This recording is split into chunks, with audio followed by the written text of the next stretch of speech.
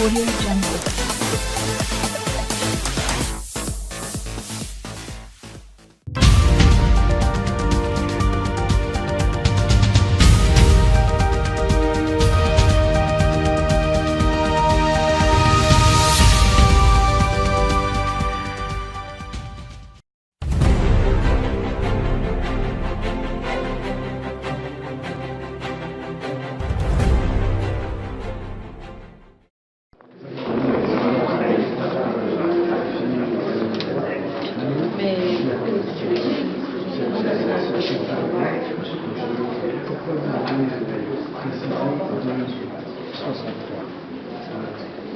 Mais vous savez que l'Union africaine a proposé la vision 2063 qui en fait projette l'Afrique 50 ans après les indépendances. En 1963 s'est créée l'Organisation de l'Unité africaine de Maroc, qui est d'ailleurs un des membres fondateurs. Et l'Union africaine a estimé que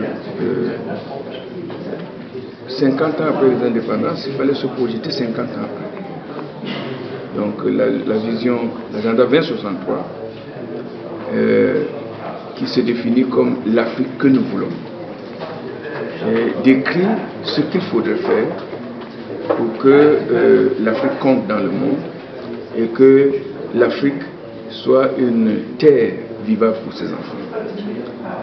Et dans cette vision 2063, la lutte contre la corruption est un élément extrêmement important. Et cette lutte contre la corruption, elle commence au niveau local. C'est pour cela qu'à l'occasion de la célébration de la journée africaine de la décentralisation chaque 10 août, l'Union africaine donne un thème de cette célébration. Et cette année, le thème, c'est la lutte contre la corruption au niveau des collectivités territoriales. Et vous savez que la corruption mine la société et mine la confiance vis-à-vis des institutions publiques. Et faire en sorte que la corruption baisse, surtout dans ses manifestations quotidiennes, est un élément très important. Et c'est pour ça que la responsabilité des collectivités territoriales pour restaurer la confiance entre les institutions et les populations est importante. C'est donc au niveau local, d'abord, qu'il faut lutter contre la corruption. Et cette corruption rampante quotidienne est quelque chose qui est insupportable aux populations et qui mine, sape tous les efforts que les populations peuvent accomplir pour améliorer leurs conditions de vie.